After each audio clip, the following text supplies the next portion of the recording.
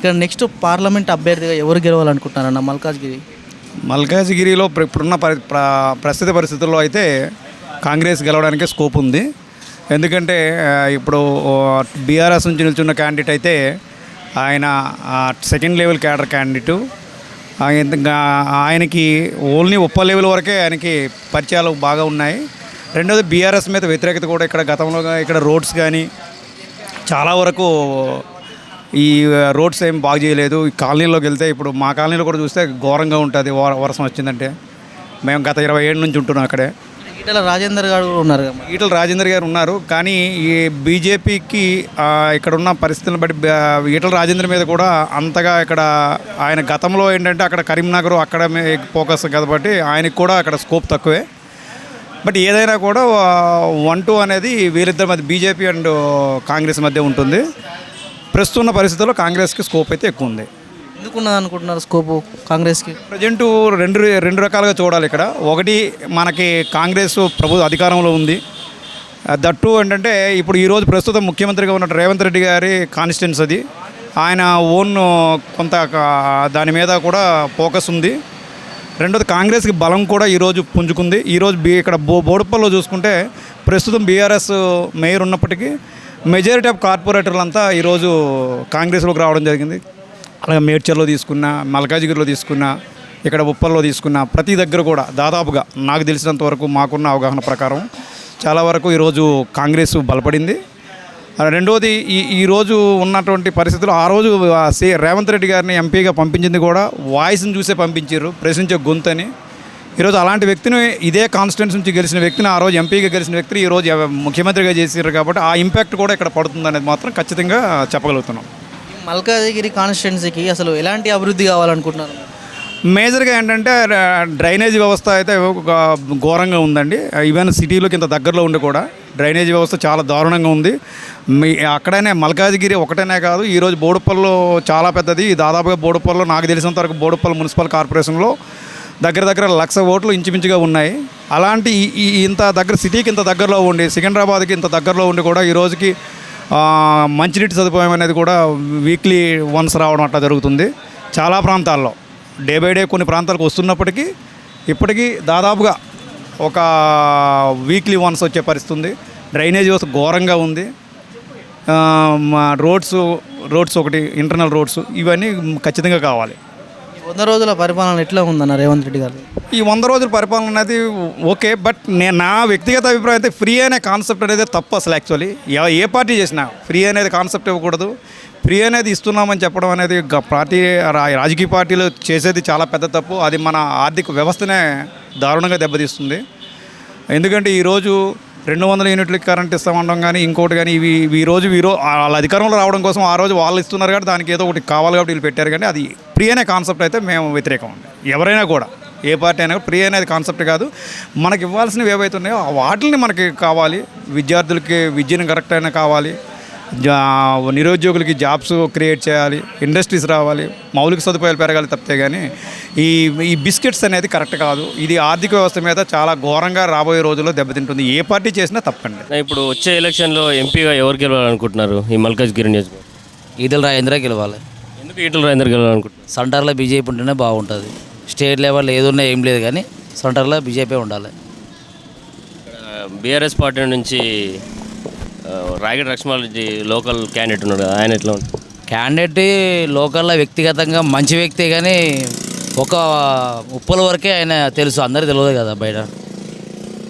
ఇప్పుడు మనకేంటంటే సెంటర్లో మటం బీజేపీ ఉండాలంటే ఈటల రాజేందర్ రావాలి. ఇప్పుడు బీఆర్ఎస్కి వేసినా వేస్టే ఓటు, అంతే. కాంగ్రెస్ నుంచి సునీతా మహేందర్ రెడ్డి గారు ఉన్నారు. కాంగ్రెస్ నుంచి అంటే సునీతా మహేందర్ రెడ్డి కూడా ఉన్నది, చెప్పలేం బహుశా అది. ఎందుకంటే ఇప్పుడు ఎంపీ ఎలక్షన్ అనేది సెంటర్ కాబట్టి సెంటర్లో బీజేపీ ఉంటేనే బాగుంటుంది, మొగుడు ఉంటేనే బాగుంటుందని మా అభిప్రాయం, అంతే.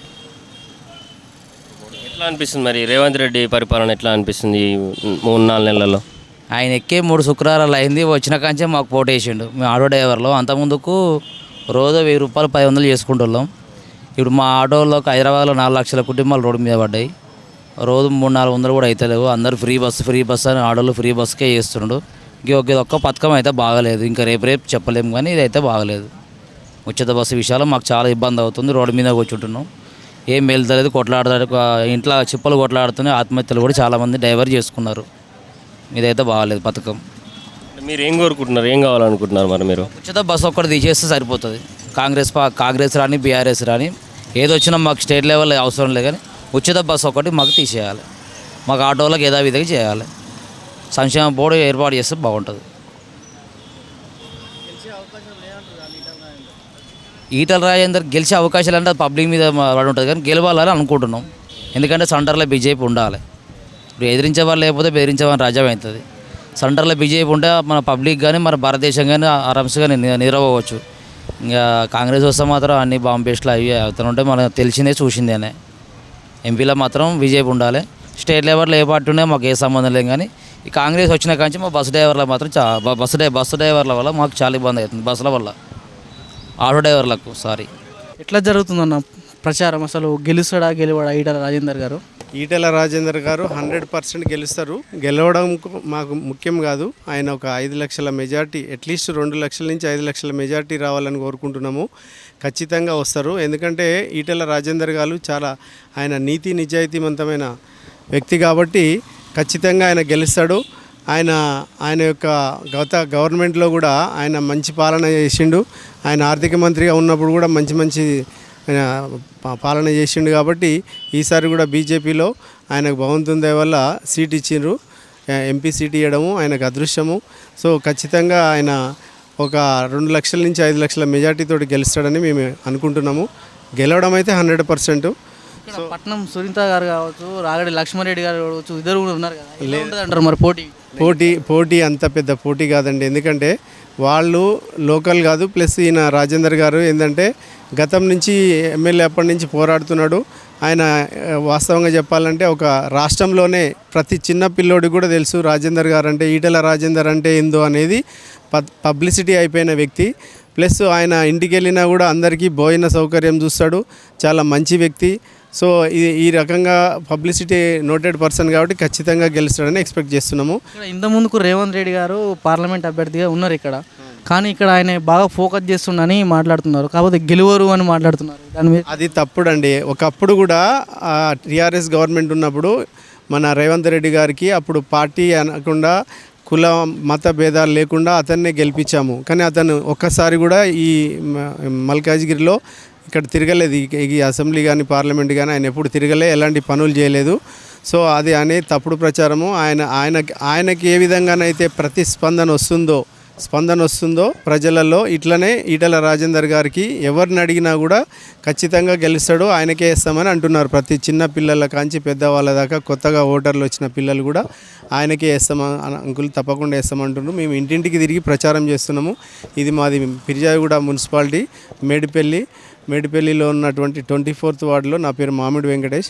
ఖచ్చితంగా మేము ఇంటింటికి తిరుగుతుంటే స్పందన బాగుంది. మహిళలు కానీ పెద్దవాళ్ళు కానీ పిల్లలు కానీ అందరూ ఈటెల రాజేందర్ గారికి వేస్తాం ఈసారి. ఆల్రెడీ మనం కాంగ్రెస్కి మొన్న గత అసెంబ్లీ ఎన్నికలలో ఓటు వేసినాము. సో ఆయన గెలిపించినాము. వాళ్ళు ఇచ్చిన వాగ్దానాలు ఇప్పుడు దాదాపు 90 days అయిపోయింది, 4 months 5 monthsగా వస్తుంది. అయినా వాళ్ళు ఏం నెరవేర్చలే. ఒక ఉచిత బస్సు సౌకర్యం తప్ప ఎలాంటి సౌకర్యాలు ఇవ్వలేదు కాబట్టి విరక్తి చెందిరు. ఒక విధంగా చెప్పాలంటే టీఆర్ఎస్ కూడా ఎన్నికల కోడ్ కాబట్టి నేను ఎన్నికల కోడ్ తర్వాత చేస్తాను మాట్లాడుతున్నాను. ఇక అది దేవుడికి ఎరకండి. ఖచ్చితంగా అయితే ఇప్పుడు పెట్టే వాళ్ళ బుద్ధి ఉంటే ఏడా కూర్చున్న పెడతారన్నట్టు ఆయన ఇప్పటికీ చాలా టైం తీసుకున్నాడు. ఆయన వితిన్ 1 monthలో ఇస్తా అన్న వాగ్దానాలు ఇవ్వలేదు. అలాంటిది 90 days అయిపోయింది, 4 monthsగా వస్తుంది. ఇప్పుడు ఎలక్షన్ కోడ్ అంటాడు. August 15th వరకు రైతు బంధు ఇచ్చేస్తామంటాడు. ఏది ఇవ్వలేకపోతున్నారు. వాళ్ళ గవర్నమెంట్ కరెక్ట్ లేదు కాబట్టి ఖచ్చితంగా ఈటెల రాజేందర్ గారు ఎంపీ సీటు గెలుస్తున్నారు. మాకు బీజేపీ పార్టీకి 12 సీట్లు పక్కా వస్తాయండి.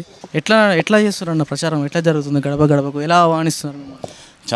చాలా అంటే ఇంత ఉత్సాహంగా ప్రజలు చాలా ఉత్సాహంగా మమ్మల్ని మోడీ గారు మళ్ళీ రావాలని చెప్పేసి ఎంతో ఉత్సాహంగా మమ్మల్ని చాలా ఉత్సాహంగా మమ్మల్ని ఆహ్వానిస్తున్నారు. మాకు ఇంకా రెట్టింపు ఉత్సాహం అవుతుంది. మేము ఎంతైతే తిరుగుతున్నామో అలసట వాళ్ళు చూపించే ప్రేమతో మాకు అలసట అంతా మాయమవుతుంది. ఇంకా రెట్టింపు ఉత్సాహం తిరగాలని మాకు ఇంకా ఎనర్జీ వస్తుంది దానివల్ల. కాంగ్రెస్ పార్టీ నుంచి సునీత గారు కావచ్చు, బీఆర్ఎస్ పార్టీ నుంచి రాగడి లక్ష్మారెడ్డి గారు కావచ్చు, ఇద్దరు ఉన్నారు కదా, అసలు పోటీ ఎలా ఉంటుంది? ఈటెల రాజేందర్ గారు గెలుస్తారా గెలవరా? అంటే ఈటెల రాజేందర్ గారు గెలిపి ఇప్పుడు ఖాయమైపోయింది. మెజార్టీ కోసమే మేము ప్రయత్నిస్తున్నాం. మెజార్టీ ఎంత అనే దాని గురించి ప్రయత్నిస్తాం మేము. ఎలాంటి డెవలప్ కావాలనుకుంటున్నారు ఈ మల్కాజ్గిరి పార్లమెంట్కి? ఈటల రాజేందర్ గారు వస్తే అవుతుందా కాదా అసలు? తప్పకుండా అవుతుందండి. ఎందుకంటే ఇప్పుడు ప్రస్తుతం ఉన్న సీఎం గారు రేవంత్ రెడ్డి గారు, లాస్ట్ టైం ఉన్న ఆయనే కదా మాకు ఎంపీ. అసలు ఆయన గెలిచిపోయిన ఎవరు రాలేదు, ప్రశ్నించే గొంతుగా అని చెప్పి వచ్చిండు. ఏం ప్రశ్నించిండు ఆయన?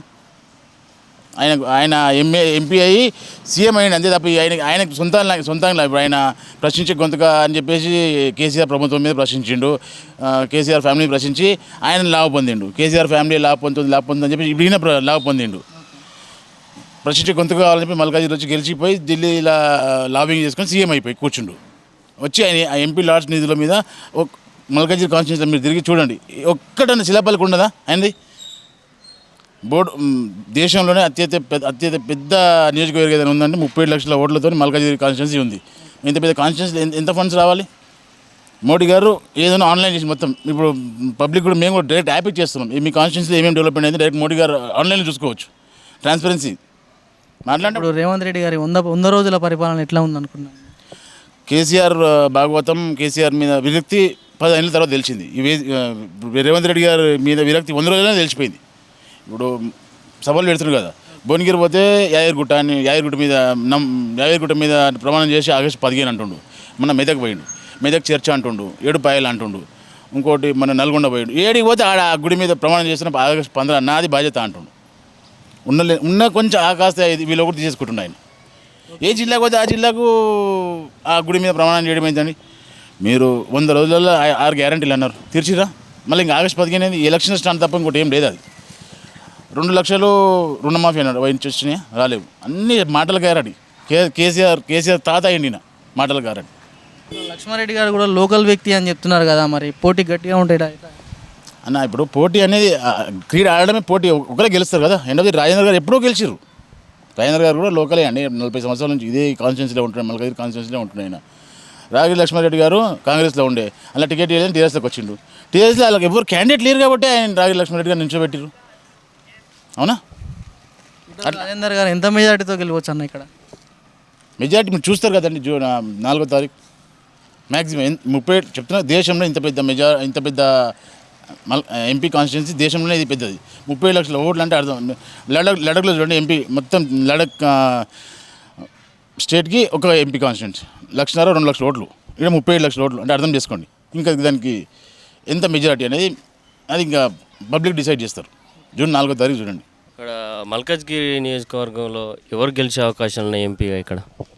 ఓకే, మల్కాజ్గిరిలో ముఖ్యంగా మనం విశ్లేషణాత్మకంగా చూస్తే అనాలిసిస్లో ఈటెల రాజేందర్ గారు వస్తుంది. ఎందుకంటే ఇటు బీఆర్ఎస్ పార్టీ నుండి అటు కాంగ్రెస్ పార్టీ నుంచి ఓసీ క్యాండిడేట్ ఉన్నారు కదా, ఈటెల రాజేందర్ బీసీ క్యాండిడేటు కాబట్టి ఆయనకు మంచి పేరున్నది కాబట్టి ఆయనే వస్తాడని అందరూ ఊహాగానాలు అందరూ అంటున్నారు.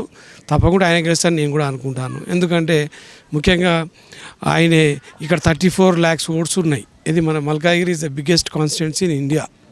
కాబట్టి ఈ కాన్స్టిట్యున్సీలో సహజంగా బీసీ వాళ్ళు ఎక్కువనే ఉంటారు.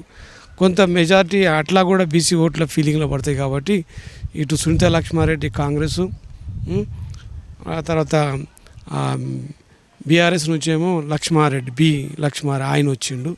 కాబట్టి ఇద్దరు రెడ్డిసే. కాబట్టి ఈటెల రాజేందర్ గారు కూడా ఇదివరకు ఆయనకు మంచి పేరున్నది, సేవాభావం, వచ్చే వాళ్ళందరినీ మంచిగానే మాట్లాడతారు. కార్యకర్తలకు కానీ ప్రజలకు కానీ పనులు చేస్తున్నాడు, సౌమ్యుడు, వినయశీలి. కాబట్టి ఆయనే వస్తాడని అందరూ భావిస్తున్నారు. కాబట్టి నా అభిప్రాయం కూడా అదే.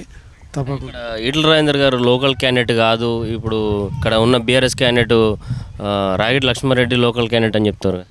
లోకల్ క్యాండిడేట్ అని కాదండి, తెలంగాణ అంతా ఒకటి అట్లా అనుకోవద్దు. దేర్ ఇస్ నో లోకల్ అనేది ఏం లేదు అక్కడ. ఆయనకు ఉన్న మంచి ఆయన యొక్క వినయశీలి, మంచి సేవా దృక్పథం, హార్డ్ వర్కరు, ఆయన అందరినీ సమస్యలు పరిష్కరిస్తాడు. ఆయన ఒక మంచి పేరున్నది. మళ్ళీ మోరోవర్గా బీసీ ఓట్లు కూడా ఫీలింగ్లో 34 lakhs ఓట్లలో బీసీ వాళ్ళు ఎక్కువ ఉంటారు కదండి. ఆ రకంగా కూడా ఆయన గెలుస్తాడు అనేది అందరూ అంటున్న టాక్ ఇది. చాలామంది ఈ నియోజకవర్గంలో, మల్కాజ్గిరి నియోజకవర్గంలో అందరూ కూడా ఇదే మాట్లాడుతున్నారు. నా మాట కూడా అదే. ఆయన కూడా రావాలి. ఇంకోటి ఏంటంటే నరేంద్ర మోడీ గారు ఈ యొక్క ఈటెల రాజేందర్ గారు కనుక గెలిచినట్లయితే తప్పకుండా మంత్రి పదవి కూడా ఇస్తూ ఉంటాడు. కాబట్టి ఈ మల్కాజ్గిరి నియోజకవర్గానికి కూడా ఆయన ఎక్కువ నిధులు తీసుకొస్తాడు. తప్పకుండా అభివృద్ధి కార్యక్రమాన్ని చేపడతారని నేను భావిస్తున్నాను. ఇది కూడా మనం చెప్పవచ్చు. ఆయన కూడా వచ్చిండు, వాళ్ళు కూడా వచ్చి ఇదంతా చూసిపోయిండు నరేంద్ర మోడీ గారు. కాబట్టి ఆ రకం కూడా మనం చెప్పొచ్చు. తప్పకుండా గెలుస్తాడు. గెలిచిందంటే మంత్రి పదవి ఇస్తూ ఉంటాను. ఇంకా సంతోషం కదండి. ఒక ఎంపీకి మన ఒక బీసీ క్యాండిడేట్ మన మంత్రి పదవి రావడం మల్కాజ్గిరి నియోజకవర్గానికి, లోక్సభ నియోజకవర్గానికి ఎంతో అభివృద్ధికైన పార్టీ. వీళ్ళంతా ఏదో నాన్ లోకల్ అంటారు కానీ అదంతా ఊకదంపుడు ఉపన్యాసం. నాన్ లోకల్ ఇక్కడ పనికిరాదు. అందరూ హైదరాబాద్కు బతకొచ్చిన వాళ్ళు ఏ రకంగా చెప్పాలంటే. కాబట్టి మల్కాజ్గిరి నియోజకవర్గంకి వెళ్ళి ఎక్కువ మెజార్టీతోటి ఈటెల రాజేందర్ గారు గెలుస్తారని, ఆయన బడుగు బలైన వర్గాల ప్రతినిధి, సేవాశీలి, నిరంతరము ప్రజల గురించి మాట్లాడుతుంటారు కాబట్టి ఆయన వినయశీలి. తప్పకుండా హైదరాబాద్ని ఎట్లా నడుస్తుందన్న ప్రచారం? ఈటెల రాజేందర్ గారు అసలు గెలుస్తారా గెలవరా ఎట్లా ఉంది ప్రచారం? ఈటెల రాజేందర్ 100% విన్నర్స్. ఓన్లీ ఏదంటే మాకు ఇక్కడ ఓన్లీ మార్జిన్ విన్నింగ్ మెజార్టీ ఎంత ఉన్నాయి మాకు మేము చూసుకోవాల్సింది. మినిమం 2 lakhs పైన మెజార్టీ రావాలని మేము చూస్తున్నామండి. గెలవని ఏమంటారు కదా, గెలవని ఏమం కాదు, ఇది దేశం కోసం చేస్తున్న ఎన్నికలు. అసెంబ్లీ ఎన్నికలు అంటే కాదు, ఎవరు చూసినా మోడీ ప్రభుత్వం రావాలని కోరుకుంటారు. 100లో 80% మంది మోడీ గవర్నమెంట్ రావాలని కోరుకుంటున్నారు. ఇక్కడ ముఖ్యమంత్రి రేవంత్ రెడ్డి గారు ఇంతకుముందు పార్లమెంట్ అభ్యర్థిగా ఉన్నారు కదా, ఆయన ఇక్కడ బాగా ఫోకస్ చేస్తారని ఫోకస్ చేసిన ఎవరెంత ఫోకస్ చేసినా గెలిచేది మాత్రం ఈటెల రాజేందరే. ఎందుకంటే సునీత మహేందర్ రెడ్డి వాళ్ళు తాండూరు చేవెళ్ళ వాళ్ళ ప్రాంతం అది. ఇంకా రాగిడి లక్ష్మారెడ్డి బీఆర్ఎస్ సంగతి తెలిసిందే, ఇప్పుడు 0 అయిపోయింది మొత్తం. అందుకని ఈటెల రాజేందర్ అంటే ఎవరు ఇంటికి పోయినా ఈటెల రాజేందర్ ఎవరు అంటే గుర్తుపడతారు. చిన్నపిల్లని వాడు ఉన్న ఈటెల రాజేందర్ ఎవరు అంటే గుర్తుపడతారు. ఈటెల రాజేందర్ గారు నాన్ లోకల్ అని చెప్తున్నారు కదా. నాన్ లోకల్ అండి. షాములపేటలో ఆయన ఉద్యమం నుంచి 2001 నుంచి ఇక్కడనే ఉన్నారండి. దాదాపు 25 సంవత్సరాల నుంచి ఇక్కడనే ఉన్నారు. నాన్ లోకల్ ఎలా అవుతారు? రాగడి లక్ష్మారెడ్డి గారు కూడా చెప్తున్నారు కదా ఈటెల రాజేందర్ని గెలవని ఏమని. మరి ఎవరని చేసినా ఈటెల రాజేందర్ గారు గెలుస్తారు. అదేగా మోడీ చేసిన పథకాలు కూడా ఉన్నాయి. ఇప్పుడు ఉజ్వాల స్కీమ్ కానీ, ప్రధానమంత్రి ఆవాస్ యోజన కానీ, ప్రధానమంత్రి కిసాన్ సమ్మాన్ నిధి కానీ, ఇంకోటి టాయిలెట్స్ కానీ, ఇంకా ఎడ్యుకేషన్ సిస్టమ్ కానీ, ఆర్టికల్ 370, రామ మందిరం ఉంది. అలా ఎన్నో విషయాలు ఉన్నాయి. అన్నీ మాకు మోడీ గారి మీద నమ్మకం ఉంది. మోడీ గవర్నమెంట్ మళ్ళీ 3వసారి మోడీ అబ్కి బార్ 400 పార్. రాష్ట్రంలో రేవంత్ రెడ్డి పరిపాలన ఎట్లా ఉందన్న ముఖ్యమంత్రి? రాష్ట్రంలో రేవంత్ రెడ్డి పరిపాలన గురించి చెప్పాలంటే ఇప్పుడు చెప్పనీకి రాదు. ఎందుకంటే 4 months అవుతుంది. కాకపోతే వాళ్ళు ఇచ్చిన 6 గ్యారెంటీలు ఎక్కడ పోయినా మేము అడుగుతున్నాము. ఓన్లీ ఫ్రీ బస్ ఇచ్చారు, ఫ్రీ బస్ గురించి ఇచ్చారు. ఫ్రీ బస్ ఇచ్చారు, తర్వాత రేషన్ 500 rupees సిలిండర్ అన్నారు. ముందు 500 rupees సిలిండర్ ప్రతి ఒక్కరికి వస్తుంది అని అన్నారు. తర్వాత తీరా మేము అప్లై చేసుకున్నాక, నేను అప్లై చేసుకున్నాను 500 rupees సిలిండర్ గురించి అప్లై చేసుకున్నాక తర్వాత ఏమన్నారు, ఓన్లీ తెల్ల రేషన్ కార్డు ఉన్న వాళ్ళు వరకే మాత్రమే అన్నారు. మళ్ళీ తెల్ల రేషన్ కార్డులో ఉన్న వాళ్ళు దాని కనెక్షన్ లేడీస్ మీద పేరు మీద ఉంటేనే కనెక్షన్ ఉంటేనే అది మళ్ళీ దానికో లిటికేషన్ పెట్టారు. ఇంకా 200 రూపాయలు కరెంట్, 200 యూనిట్కి ఫ్రీ కరెంట్ అన్నారు. అది అందరికి వస్తున్నా లేదు అని చెప్తున్నారు. వస్తున్నారని ఎంతమందికి వస్తున్నా ముందరికి వచ్చి చెప్తున్నారా అండి? ఎవరికి వస్తున్నారో తెలుస్తలేదు. ఇంకోటి 4000 పెన్షన్ అన్నారు, వృద్ధులకు పెన్షన్ అన్నారు. అది అన్ని దానికి రేషన్ కార్డు లింక్ పెట్టారు. అదే వాళ్ళకి తెలియదా రేషన్ కార్డులు? కేసీఆర్ గవర్నమెంట్ రేషన్ కార్డు ఇవ్వలేదని వాళ్ళకి తెలియదా? రేషన్ కార్డు ఇవ్వలేదని 9 సంవత్సరాలు రేషన్ కార్డు ఇవ్వలేనప్పుడు ఇప్పుడు రేషన్ కార్డులకు లింక్ ఎలా పెడతారు? వాళ్ళకి తెలుసు. వాళ్ళు వచ్చిందే కేసీఆర్ మీద, మీకు రేషన్ కార్డు ఇవ్వలేదు, ఏమి ఇవ్వలేదు, మేము రేషన్ కార్డులు ఇస్తాము అని చెప్పేసి, పథకాలు తీసుకొస్తామని చెప్పేసి వాళ్ళకి తెలిసిన విషయం. రేషన్ కార్డులు ఇవ్వరు, రాష్ట్ర ప్రజలకు రేషన్ కార్డులు అందలేదని తెలిసి కూడా రేషన్ కార్డు లింక్ పెట్టడం అంటే వాళ్ళకి ఎంత చిత్తశుద్ధి ఉందో వాళ్ళకి తెలుస్తుంది ఈ పథకాలు అమలు చేయడంలో. ఈటెల రాజేందర్ గారు ఎంత మెజార్టీతో గెలవచ్చు పార్లమెంట్ అభ్యర్థి? ఈటెల రాజేందర్ మినిమం 2 నుంచి 5 లక్షల మధ్యలో ఎంతనే ఉండొచ్చు. 2 లక్షల అబోనే ఉంటుంది మెజార్టీ. పార్లమెంట్ ఎన్నికలలో ఇక్కడ ప్రజెంట్గా 3 పార్టీలు ప్రధాన పార్టీలు పోటీ చేస్తున్నాయి. ఇక్కడ ఈటెల రాజేందర్ గారు కూడా పోటీ చేస్తున్నారు. ఇక్కడ ఎవరు గెలిచే అవకాశం ఉంది? అసలు ఈటెల రాజేందర్ గెలుస్తాడా గెలవడా?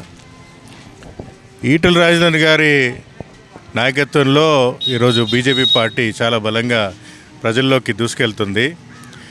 ఇక్కడ అన్ని పార్టీల్లో పోలిస్తే ఇప్పుడు ఈటెల రాజేందర్ గారి ఏదైతే ఉన్నారో వారు చక్కగా మరి పనులు చేసినటువంటి 7 సార్లు హుజరాబాద్లో ఎమ్మెల్యేగా ఉండి మరి ప్రజలకు పనిచేసినటువంటి అవకాశాలు తీసుకొని మరి అందరికీ పరిచయస్తుడు కాబట్టి ఆయనకే గెలుపు సాధ్యం ఉంది. మిగతా వాళ్ళ కంటే మన ఈటెల రాజేందర్ గారే గెలుస్తారని అందరూ కూడా చెప్తున్నారు. మోడీ గారి సహకారంతో ఈటెల రాజేందర్ గారి నాయకత్వంతో మనకు మల్కాజ్గిరిలో బీజేపీ గెలుస్తుంది.